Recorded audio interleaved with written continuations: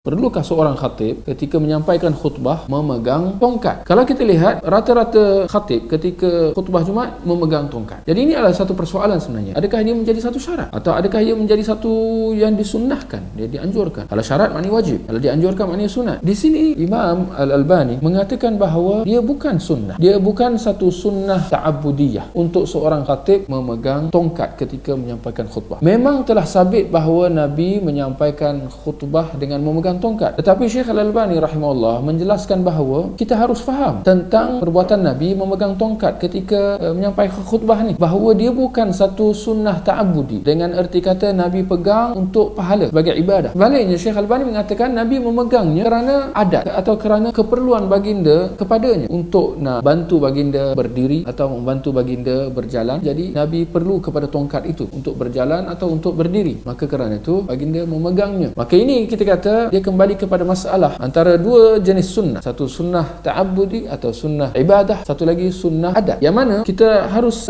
membezakan antara keduanya supaya kita tak keliru. Seperti mana kita lihat kebiasaan Nabi keluar rumah baginda pakai serban. Nabi akan menyampaikan khutbah juga dengan memakai serban. Jadi adakah ini satu syarat? Nabi berambut panjang. Maka Nabi ketika menyampaikan khutbah kebiasaannya dalam keadaan rambut panjang. Maka adakah ini menjadi satu syarat juga? Begitu juga Nabi menyampaikan khutbah dengan memegang tongkat. Jadi adakah ia satu syarat atau adakah ia satu sunnah yang dianjurkan buat seorang khatib? Jadi insyaAllah kalau kita sudah faham, kita sudah dapat membezakan antara sunnah ta'abudi dengan sunnah adat atau sunat adat, dapat kita simpulkan bahawa memakai serban atau rambut panjang atau memegang tongkat, dia semua masuk dalam ruang lingkup sunat adat Nabi SAW. Yang mana Nabi melakukannya bukan untuk pahala, tetapi kerana itu dalam keadaan keperluan atau kerana itu keadaan ketika zaman itu, merujuk dari serban dan juga rambut panjang. Itu adat ketika itu. Adapun tongkat itu kerana keperluan baginda terhadapnya. Maka kalau seorang khatib pada hari ini, kalau dia perlu kepada tongkat untuk membantunya berdiri, maka kita kata teruskan pegang tongkat, tak ada masalah. Tetapi kalau orang sampai yang muda-muda, jadi tak ada keperluan tapi dia pegang tongkat juga, maka ini jelas ada salah faham ya terhadap memahami perbuatan Nabi sallallahu alaihi wasallam.